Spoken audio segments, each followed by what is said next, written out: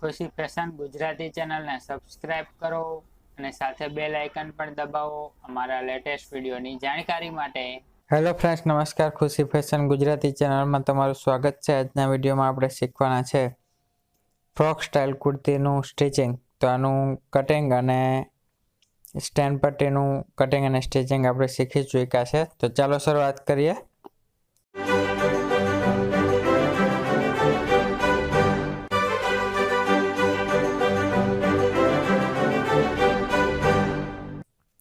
તો સૌથી પહેલાં આપણે આગળનો ભાગ છે તેનું અસ્તર લઈ લીધું છે, તેમાં આપણે ગળું કટિંગ કરવાના છે। તો આ જે ગળું છે તે આપણે ડ્રો કરી લીધું છે, એ પ્રમાણે આપણે કટિંગ કરી લઈશું। તો અહીંયા સ્ટેન્ડ પટ્ટી છે તો બહુ નીચું ઉતારવાની જરૂર નથી, 3-3.5 ઇંચ આપણે ઉતારશું માપ પ્રમાણે તો ચાલશે। અને અહીંયા આપણે જે છે તે હુકાઈની પટ્ટી કરવાની છે, એના હિસાબે અહીંયાથી આપણે સળંગ આપણે કટ કરી લીધું છે અને એ છે તે મેન ફેબ્રિકમાં આપણે આ રીતે અટેચ કરી લીધું છે। તો હવે આપણે આ સ્લીવ છે તો સ્લીવને આ રીતે આપણે ફોલ્ડ કરી લેવાની છે। તો હવે આપણે આમાં આગળનો જે ભાગ છે તે રેડી કરી લેશું।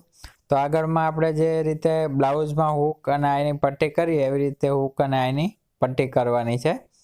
તો એના માટે આપણે આ પટ્ટી છે તે લઈ લીધી છે।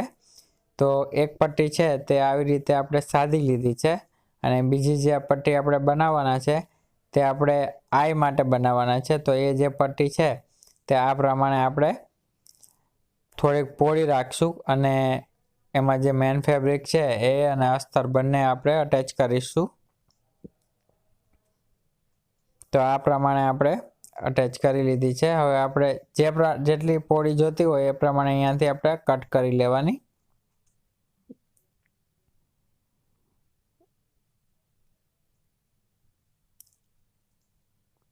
અને હવે આપણે આ જે ભાગ છે ત્યાં આપણે આ રીતે અટેચ કરી લઈશું।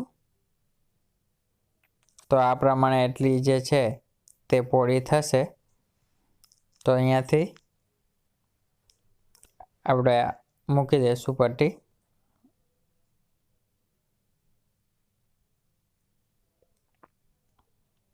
હવે આપણે અહીંયા તારની સિલાઈ લગાવીશું।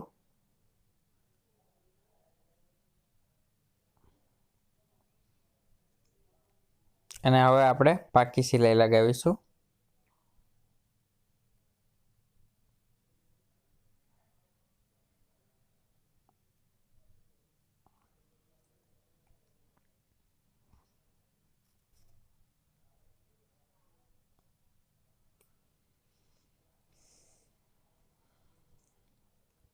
અહીંયા આપણે આ પ્રમાણે 1 ઇંચની પટ્ટી છે તે બહાર દેખાય એ પ્રમાણે ફોલ્ડ કરીશું।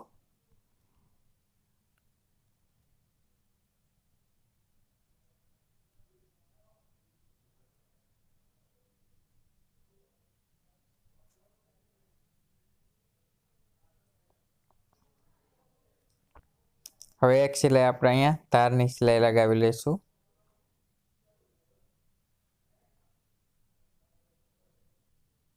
અને હવે આ આગળનો ભાગ છે તે આપણે રેડી કરી લઈએ। તો આ જે બે ભાગ અલગ અલગ છે એને આપણે જોઈન્ટ કરી લેવાના છે। તો આપણે હૂક આઈ જે છે તે આખામાં નથી રાખવાના, માત્ર જે છે માથું ઉપરથી આવી જાય ગળું એટલું જ આપણે ખુલ્લું રાખીશું। તો એ આપણે 3 હૂક રાખીશું તો આરામથી જે છે તે ગળું આવી જશે। તો એ હિસાબે આપણે 3 હૂક થાય એટલી જગ્યા છોડી દેશું, બાકીનો આ પ્રમાણે અટેચ કરી લેશું।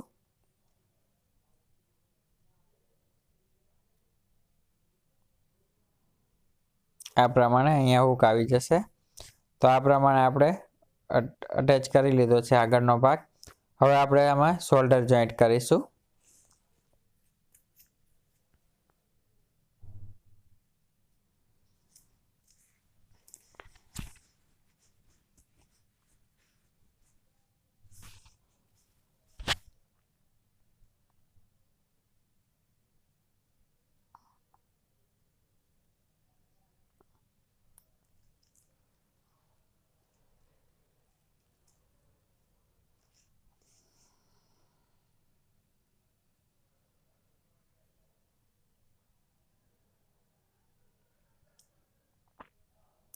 તો આપણે શોલ્ડર જોઈન્ટ કરી લીધા છે અને સાથે ઓવરલોક પણ કરી લીધું છે।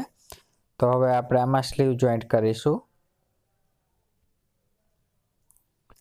તો આપણે હંમેશા જ્યારે પણ સ્લીવ જોઈન્ટ કરીએ છીએ તો ઉપરથી કરીએ છીએ, પરંતુ આમાં આપણે સ્લીવ નીચેથી જોઈન્ટ કરશું, કારણ કે સ્લીવમાં અસ્તર નથી અને કપડું છે તે એકદમ સિન્થેટિક છે। તો એ હિસાબે આપણે નીચે રાખીશું।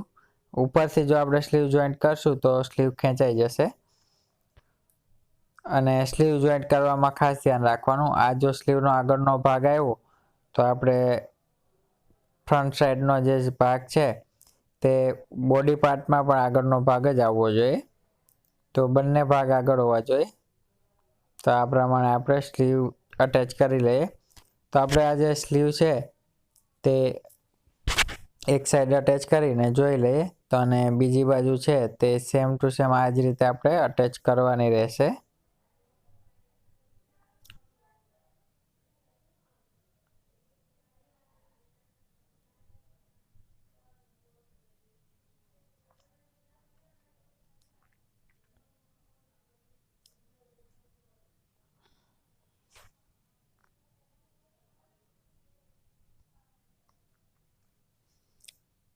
તો આપણે આ જે સ્લીવ છે તે પરફેક્ટલી અટેચ કરી લીધી છે। હવે આપણે આ આગળનો જે ભાગ છે તે આપણે રેડી કરી લેશું। તો એમાં જે છે વચ્ચે કટ છે, તો કટ આપણે પહેલાં બનાવી લેશું। તો કટ બનાવવા માટે અહીંયાથી આપણે બંને ભાગ મેળવી લેવાના અને વચ્ચેનો જે ભાગ છે તે આ ભાગ જે છે તે એકદમ મિડલ વચ્ચેનો છે। તો એ ત્યાંથી આપણે આ પ્રમાણે મિડલ કરી લેવાનું અને ત્યાંથી આપણે વચ્ચે એકદમ રાખીને કટ કરી લેશું।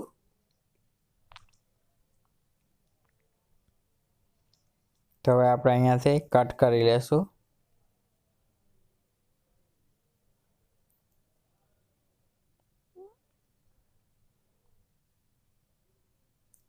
સળંગ આખું કટ નથી કરવાનું, આપણે ઉપરથી 5-6 ઇંચ જેટલું છે તે આપણે સળંગ રાખવાનું હોય છે, કારણ કે આ બોડી પાર્ટ છે તે કમર સુધીનો હોય છે। તો આપણે આ જે ભાગ હોય કટ એ આપણે હિપ સુધીનો રાખવાનો હોય, હિપથી નીચે સુધી। તો એના હિસાબે આપણે એટલો ભાગ છે તે આખો જ રાખીશું, બાકી નીચેથી કટ આવશે। અને હવે આપણે આમાં પટ્ટી બનાવી લેશું આ પ્રમાણે। જે રીતે આપણે ચેન લગાડતા હોય અને એમાં જે પટ્ટી હોય એ પ્રમાણે આપણે પટ્ટી છે તે બંને બાજુ ઓટી અને લગાવી લેશું।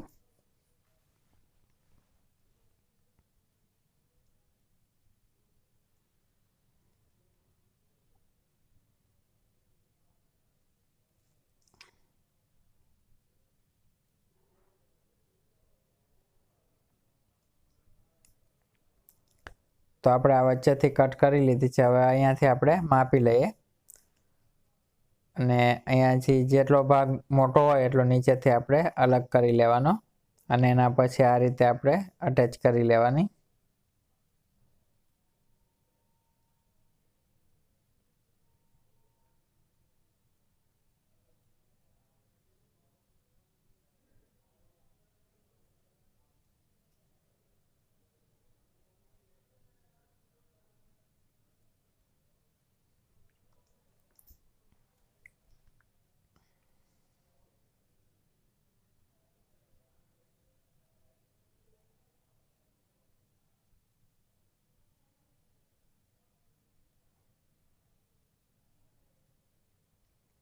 તો આ પટ્ટી છે તે આપણે અટેચ કરી લીધી છે। અહીંયાથી આપણે કટ કરી અને એટલું ફોલ્ડ કરી લઈએ અને હવે આનો આ જે પોઈન્ટ છે તેને પરફેક્ટલી આપણે કટ કરી લઈએ અને હવે આમાં એક આપણે તારની સિલાઈ લગાવી લઈએ અને પછી આપણે પાકી સિલાઈ લગાવી લઈએ, એટલે આ જે કટ છે તે બનીને એકદમ રેડી થઈ જશે।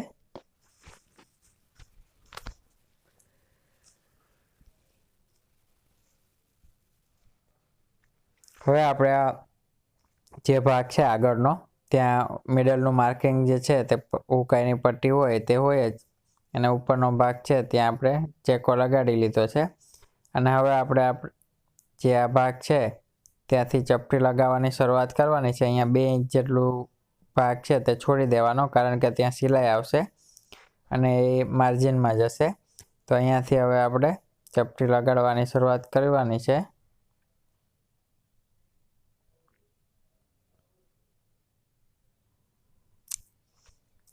આમાં જે છે તે ફ્રોકમાં આવે એ પ્રમાણે ચપટી નહીં આવે, ઝીણી ઝીણી અને છૂટી છૂટી ચપટી આવશે, તો જેનો લુક છે તે કુર્તી ટાઈપ આવશે। બાકી તો બહુ ચપટી હોય તો ફ્રોક થઈ જાય અને આનો ઘેર પણ એટલો બધો નથી। તો આ પ્રમાણે આપણે છૂટી છૂટી ચપટી છે તે મૂકી દઈશું।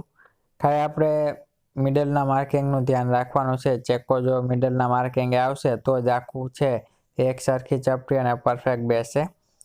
બાકી ઓછા વધુ થશે તો પ્રોબ્લેમ થશે, એટલે એ ચેક કરી લેવાનું।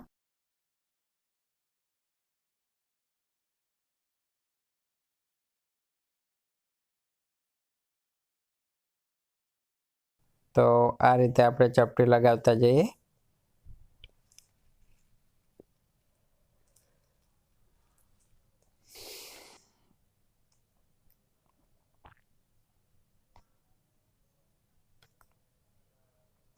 તો આ પ્રમાણે આપણે ચપટી જે છે તે એક ભાગમાં લગાવી લીધી, એવી જ રીતે બંને ભાગમાં લગાવી લેશું। તો આ પ્રમાણે આપણે કટ છે તે આ પ્રમાણે થઈ ગયો છે અને આ પ્રમાણે આપણે ડ્રેસનો જે છે તે લુક આવશે। અને અહીંયાનો જે ભાગ છે ત્યાં આપણે ઇન્ટરલોક લગાવી લેશું, બાકી આ રૂચ્છા છે તે નીકળશે। અને હવે આપણે આને ફિટિંગ કરી લેશું। નોર્મલ જે રીતે આપણે ફિટિંગ કરતા હોય સિલાઈ લગાડી દેવાની સીધી, અહીંયા જે માર્કિંગ હોય જ છે। તો આપણે આ પ્રમાણે ફિટિંગ કરી લીધું છે। તો આ તો આજનો અમારો વિડીયો તમને કેવો લાગ્યો તો કોમેન્ટ કરીને જરૂર બતાવજો। જો અમારો વિડીયો પસંદ આવ્યો હોય તો લાઈક કરો, શેર કરો અને અમારા ચેનલને જલ્દીથી સબસ્ક્રાઈબ કરો। મળીએ નવા વિડીયો સાથે, ત્યાં સુધી આવજો।